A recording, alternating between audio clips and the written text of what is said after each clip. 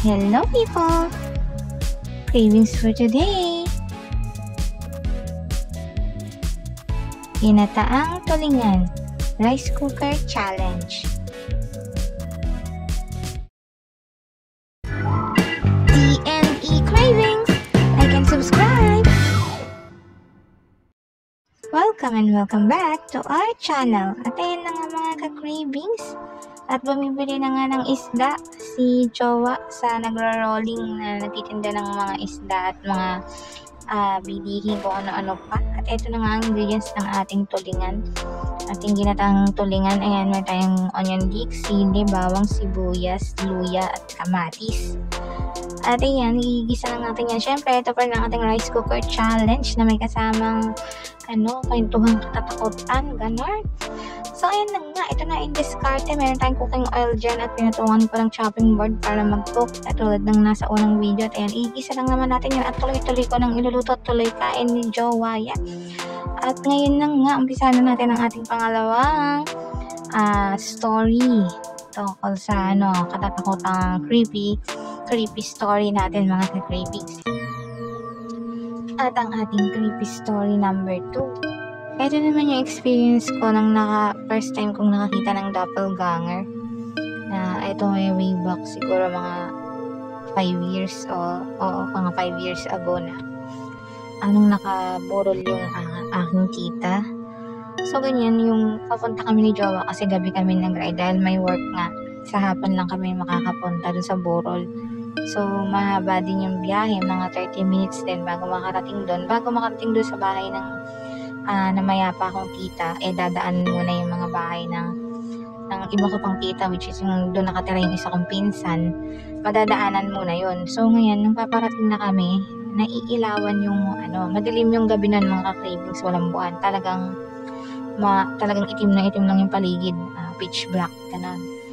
Tapos ngayon, naiilawan ng motor namin, yung malapit na kami doon sa bahay nung pinsan ko na yun. Nakita ko siya dun sa kanyang tricycle, nakasampa. Yung parang mag-i-start siya ng motor na ang gagamitin niya yung kickstart. Ganon, nakatalikod siya, nakasakay siya doon. Tapos ngayon, nailawan namin. Ngayon sabi ko, sige, lagpasan mo ng konti, huminto tayo, ganon. Nakatapat siya sa bahay nila. Ngayon, nung paglagpas namin, paglingon ko, bakit ang dilim? Tapos bigla ko nalumalis, ang dilim din ng bahay nila, parang walang tao. Tapos pagtingin ko sa motor, wala yung pinsan ko dun. As in, nakaparada lang yung tricycle, pero wala yung nakita namin na nailawan. So sabi ko dun kay Jowa, bakit? Sabi ni Jowa, sabi ko diretso na tayo, diretso na. Tapos ayun, lumiretso na kami. Sabi ko sa isip ko, pagka wala dun yung pinsan ko sa burol, basta may something. Ngayon pag ando siya, ayun na nga, doppelganger yung nakita ko siguro, ganyan. So ngayon, kabang-kaba na ako nung pagdating namin doon sa burol ng tita ko. Tapos pagdating doon, andun siya. Andun yung pinsan ko na nakita namin. As in, yun talagang jacket niya na suot. Yun yung jacket. Talagang nakita ko, naka-hoodie. Mga cravings. Tapos wala sa loob ko yun. Tapos sobrang biglang yung mga buhok ko, tayuan siya. Sa pakiramdam ko lang, hindi naman literal na nakatayo lahat talaga yung buhok. Pero yung pakiramdam mo na ang laki na biglang lumaki yung ulo mo, yung kilabot, ganyan. Sabi ko, nung nakita ko siya, tinapit ko kaagad siya sa balikat. Kasi nga, sabi nila ganun daw ang gagawin pag nakita mo yung doppelganger niya.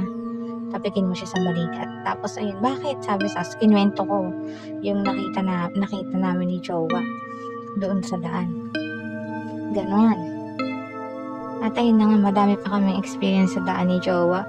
Kasi mahilig kaming mag-rides. At minsan ginagabi na talaga kami sa daan. Tapos sabi ko, minsan isang time na nadaan kami sa may gawing walang mga bahay, sa Sabana siyang park. Tapos meron isang lalaki na naglalakad sa gilid. Which is yung daan service road lang siya, hindi siya highway. So, walang yung katulad ng sa pedestrian lane, wala siyang ganun. Basta isang makitid lang na daan.